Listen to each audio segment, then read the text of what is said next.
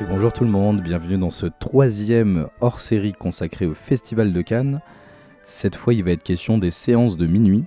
Donc les séances de minuit, comme son nom l'indique, sont le soir. Pas toujours à minuit, mais en tout cas tard.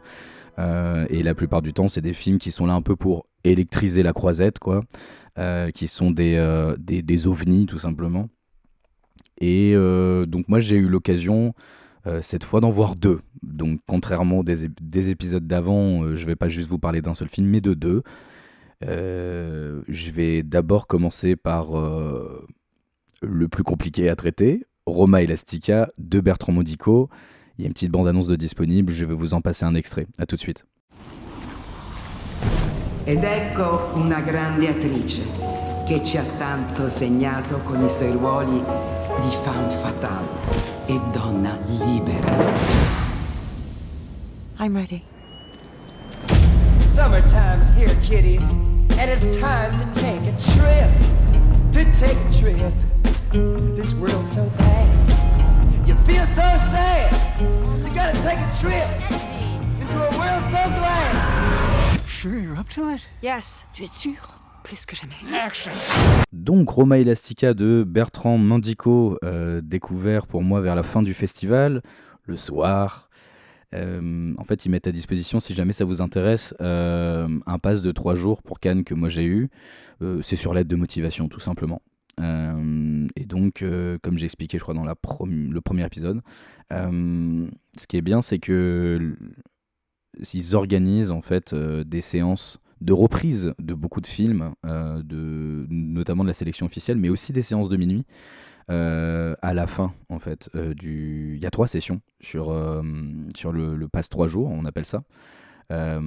Et moi j'étais sur la dernière session et à la fin ils vont privatiser carrément en fait un cinéma qui s'appelle Les Arcades, qui est un petit cinéma d'art et d'essai à Cannes avec 3 salles.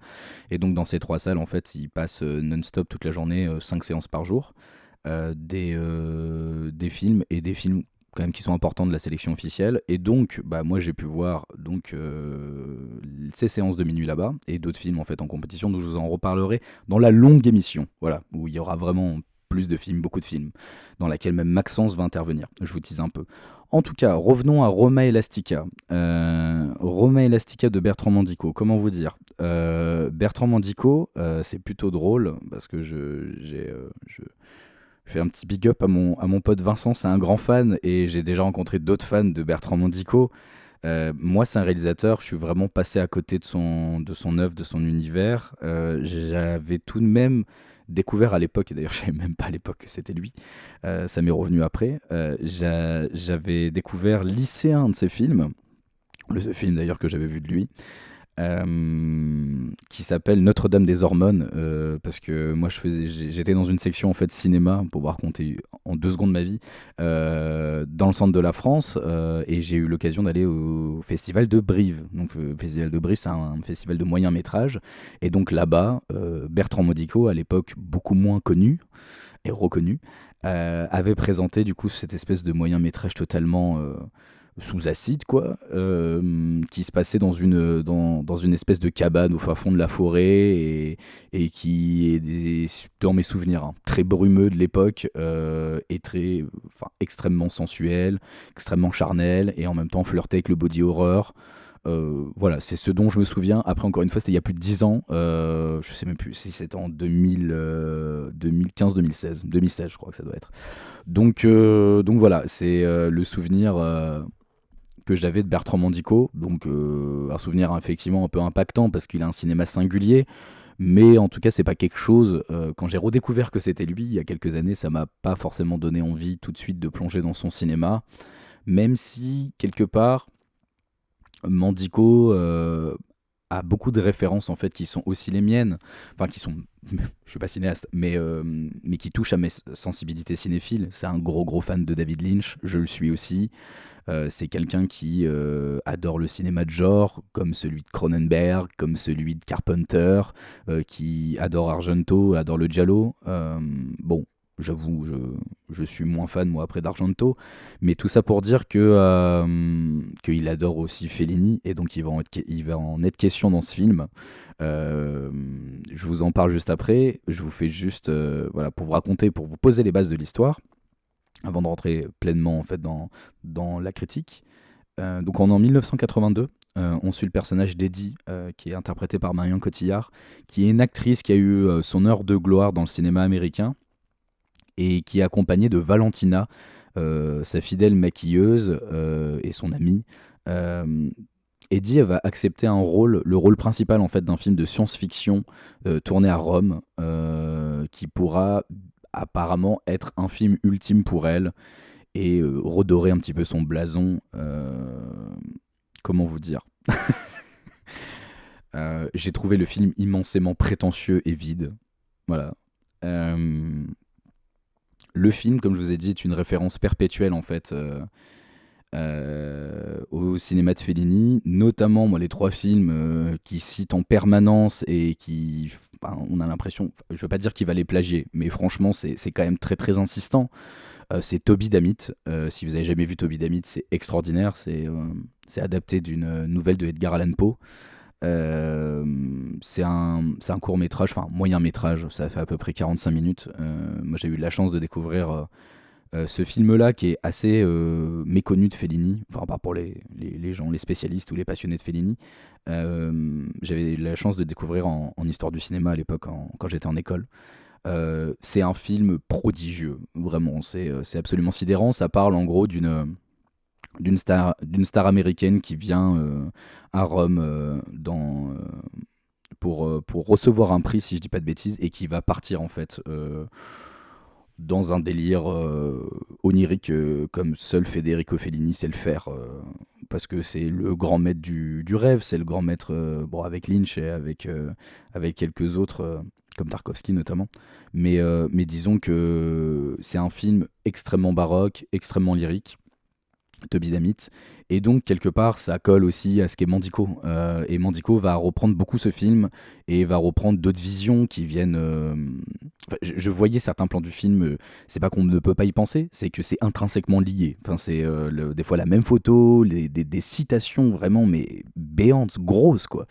Et on pense aussi à Roma de Fellini. Voilà, il y a notamment toute une scène où quand Eddie arrive après l'aéroport, où elle arrive, elle est bloquée un peu dans les bouchons. Enfin, elle n'est pas vraiment bloquée dans les bouchons comme dans Roma, mais on a cette idée en fait de dépeindre la société dans le mouvement, par une espèce d'épuisement comme ça de foule, que on retrouve dans le Roma et qu'on retrouve dans Toby Dammit. Et on pense forcément aussi à 8,5, à l'ambiance de 8,5.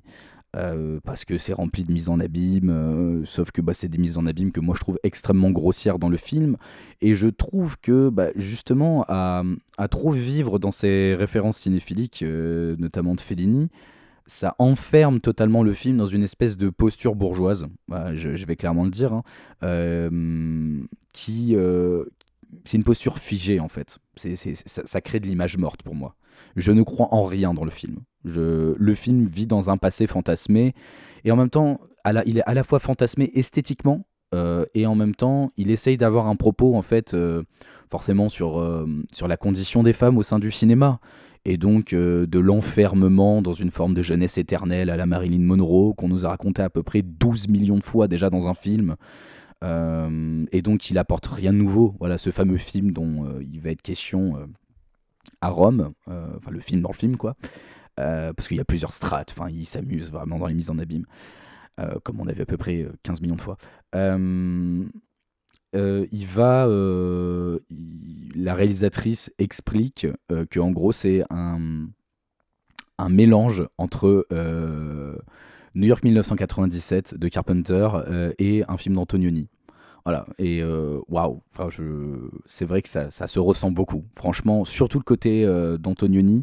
Dans ton film, Bertrand Mandico, ça se ressent absolument jamais, quoi. Enfin, et je suis désolé, mais oui, New York 1997, pour la représentation de ces personnages totalement excentriques et en marge de la société, ok, mais je veux dire, ils sont en marge d'une société qui est repliée sur elle-même. C'est ce que montre ton film. Je veux dire, ce film ne parlera à aucune autre personne à part des bourgeois intellos du 11e arrondissement de Paris. Vraiment, il n'y a aucune ouverture, aucune main tendue, il n'y a aucun récit qui veut créer autre chose que du subterfuge, de l'illusion constamment. Alors moi, j'ai pas de souci à faire ça. Le problème, c'est que bah, moi, il n'y a aucune émotion qui naît parce qu'en fait, je vois les coutures de partout. Et il y a tellement une accumulation d'effets à un moment, et une insistance sur ces effets-là, une répétition de ces effets-là, que bah, ça crée rien chez moi. Je vois passer ça comme une vitrine parodique. Voilà, comme quasiment un produit publicitaire.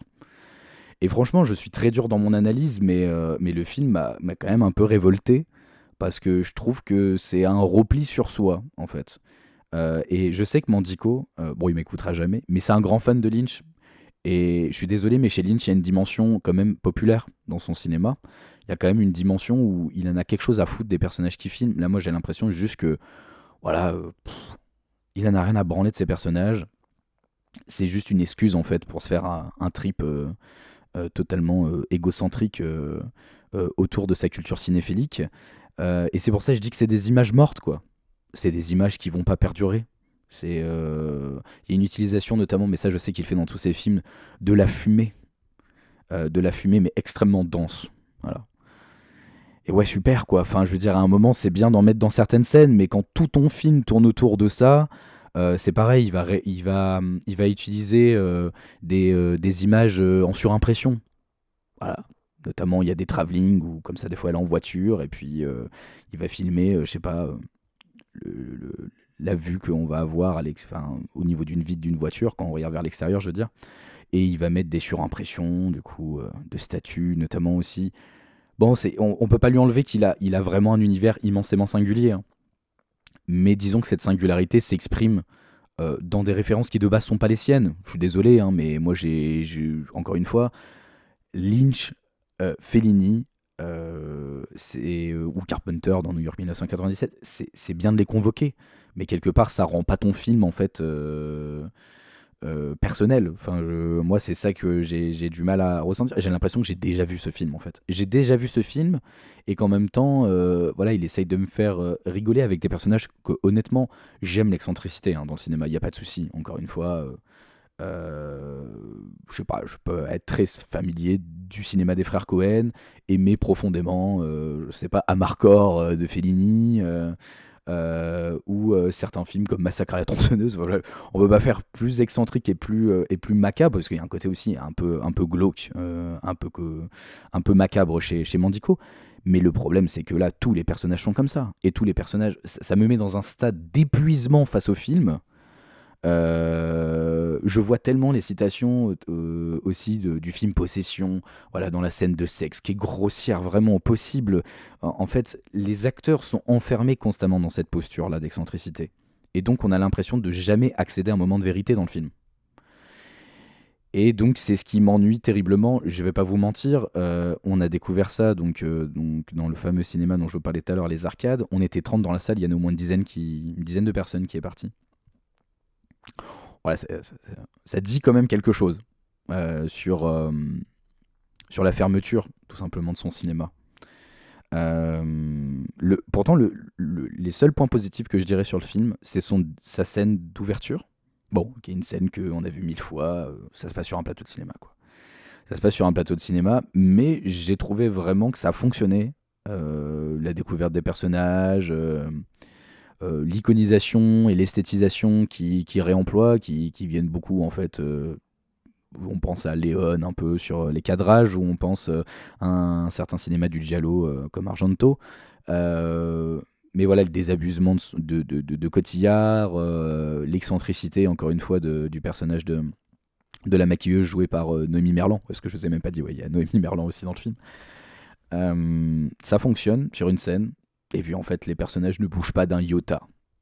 Et puis il n'y a aucune évolution. Encore une fois, ça pourrait être satisfaisant s'il y avait un discours et un propos ailleurs, sauf qu'il n'y en a pas en fait. Ou en tout cas, encore une fois, il est figé et il est mort ce propos. On l'a déjà raconté 1000 fois. Et moi c'est le gros problème que j'ai avec le film. Voilà, c'est vraiment l'immense problème. Je passerai pas forcément plus de temps dessus. Honnêtement, si vous êtes, je pense, familier du cinéma de Mandico, je connais très peu, hein, mais ça risque de vous plaire. Ou en tout cas, ça risque d'attiser votre curiosité parce que c'est la toute première fois, parce que c'est un cinéaste très indépendant, et c'est la toute première fois qu'il tourne un peu avec des stars. Parce que, bon, faut dire, Marion Cotillard, c'est quand même une énorme star. Et Noémie Merlan aussi, quand même, c'est devenu une actrice centrale dans le cinéma français. Et donc, il les a clairement amenés dans son univers. C'est une évidence. Il fait pas vraiment de concessions. Mais ça a été mon problème aussi dans le film. C'est son incapacité, en fait, à concevoir qu'il n'est pas original dans ce qu'il raconte. Vraiment. Dans sa forme et dans son fond. Voilà. Tout ça, c'est déjà fait. Tout ça, c'est déjà raconté. Et le film est particulièrement insupportable dans ses longs monologues, longs plâtrés de texte qui vont énumérer des platitudes de réflexions pseudo-philosophiques sur la création et sur le cinéma et sur ce que représente le cinéma. Ça ne dit rien. Ça ne commente rien. Ça crée juste du vide, encore une fois. Donc voilà, désolé monsieur Mandico, peut-être une autre fois, mais là, votre film m'est sorti totalement par les yeux, vraiment. Et je suis resté pour l'amour profond du cinéma, et parce que j'étais à Cannes, et qu'à un moment, c'est vrai que le film, moi j'y suis pas totalement arrivé, mais un petit peu quand même, on peut s'abandonner et prendre ça juste pour une énorme farce et une énorme blague, et jamais prendre au sérieux le film, et de regarder ça comme un espèce d'immense nanar.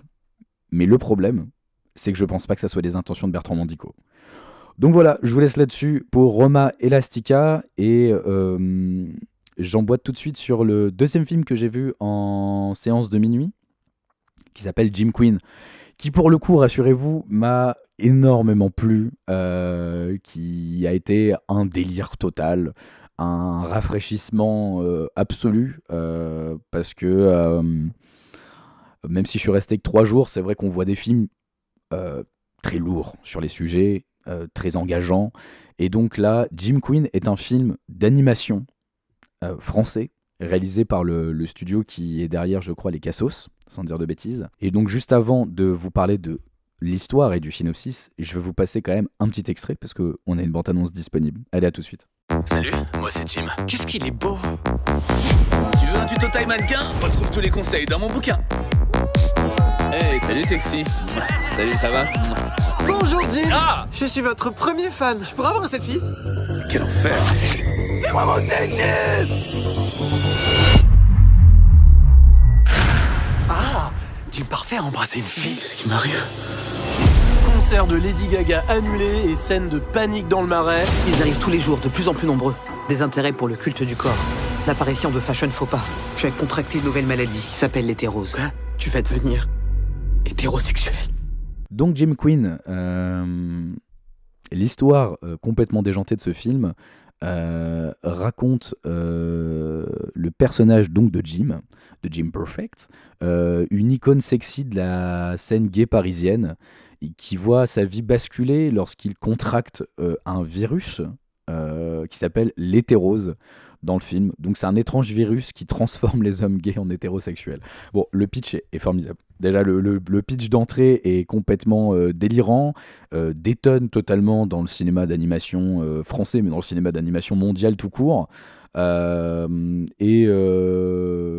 ça a été un plaisir de le voir. Donc ça a été un plaisir de le voir.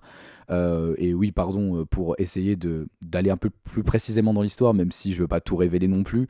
En fait, il va quelque part se transformer en hétérosexuel, donc perdre sa perfection corporelle, ses abdos, commencer à avoir des goûts de beauf. Enfin, le film est hilarant, vraiment. Et donc, il va se rapprocher malgré lui pour pouvoir trouver un remède qui s'appelle... comment il appelle ça? La chloroquine, je crois, je sais plus comment ça s'appelle. Enfin, c'est une référence à la chloroquine de Didier Raoult. D'ailleurs, il est détourné dans un personnage qui s'appelle le docteur Ragout, et ça m'a tué de rire vraiment plusieurs fois dans le film.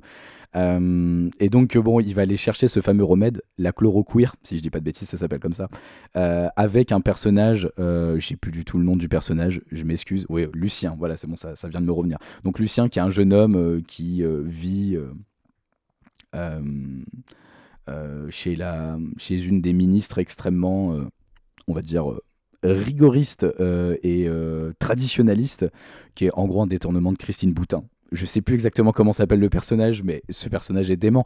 Tous les personnages sont déments. En gros, c'est vraiment un film d'animation satirique qui est d'une liberté dans le ton, dans la vulgarité, dans l'outrance, dans la provocation.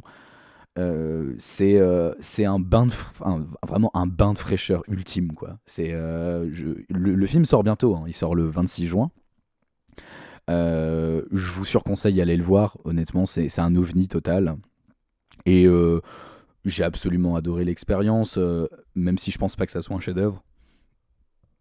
Voilà, c'est un film quand même qui est d'une certaine audace et qui d'une intelligence aussi dans la manière de détourner certains symboles, voilà, de la culture populaire et un peu de la France même réactionnaire. Donc, comme je vous ai dit, il y a le fameux Didier Raoult qui se transforme en Docteur Ragout, qui est d'une perversité sans limite dans le film. Il y a le fameux personnage de Christine Boutin. On pense aussi voilà, au cheval de Troie qu'ils vont transformer en licorne multicolore. Et donc le film sans arrêt voilà, va faire cette espèce de relecture d'un espèce de monde alternatif, d'un monde à la fois extrêmement violent mais en même temps immensément drôle. Qui va pas quand même ménager du tout et être consensuel, c'est-à-dire que même une certaine, je pense notamment à une certaine panique générale qui s'annonce en fait concernant l'hétérose, parce que en gros l'hétérose va être répandue de plus en plus, et donc les homosexuels en fait ne peuvent absolument plus vivre leur homosexualité. Je sais plus ce que j'ai dit. Oh, pardon, les homosexuels sont condamnés en fait à redevenir normés, à redevenir hétérosexuels, et donc cette tragédie va engendrer un fascisme qui est dirigé par un espèce de personnage clairement hitlérien dans le film, qui est une espèce de, bon, je sais plus comment ils appellent ça, mais qui est une Gestapo, quoi, qui est une Gestapo et qui décide d'enlever en fait des homosexuels qui sont en train de devenir hétérosexuels. Enfin voilà, le film est très intéressant socialement, pose beaucoup de questions, est très politique honnêtement, et je pense il faut célébrer les films comme ça. C'est des films importants. Pas parce que c'est des films majeurs de l'histoire du cinéma, mais parce qu'ils posent un regard en fait qu'on n'a pas encore posé sur le rapport justement à un cinéma queer, à un cinéma gay. Et bon, il y a un personnage aussi trans à l'intérieur, enfin une drag queen,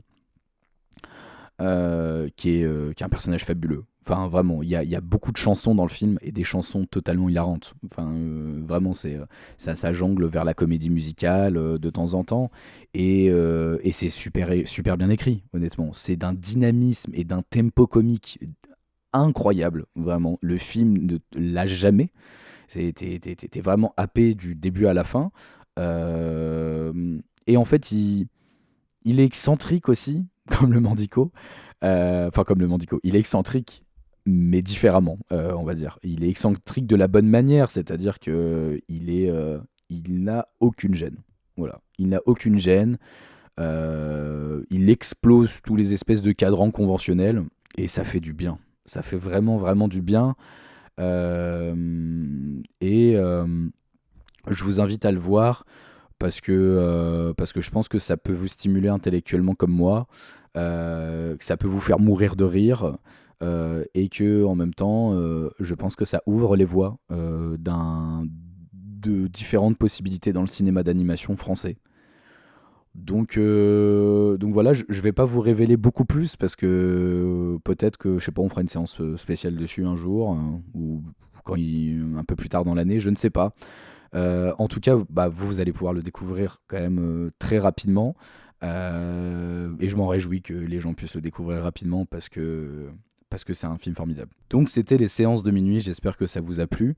En tout cas, petite précision concernant Jim Quinn, je n'ai pas cité les réalisateurs, donc c'est 2 réalisateurs, Nicolas Athénée et Marco Nguyen, et notamment le doublage, voilà, j'en ai pas totalement parlé, est absolument formidable dans le film. C'est ce qui rend aussi son tempo comique si précis, si extraordinaire, et donc le doublage, notamment sur le rôle de Jim, c'est assuré par Alex Ramirez, que vous connaissez peut-être, qui est un humoriste, du coup stand-upper français, et qui est magnifique. Et en tout cas, ces séances de minuit, voilà, c'était la possibilité de vous parler de quelque chose de vraiment différent par rapport à la grosse émission qui arrive derrière, qui est la compétition officielle. Et donc, j'espère que ces petites émissions, on n'a pas l'habitude de faire vraiment des émissions courtes, mais j'espère que ces petites émissions vous ont plu. N'hésitez pas à nous faire des retours, à nous dire ce que vous en pensez, tout simplement.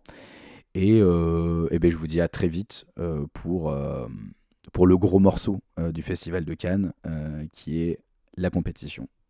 Ciao!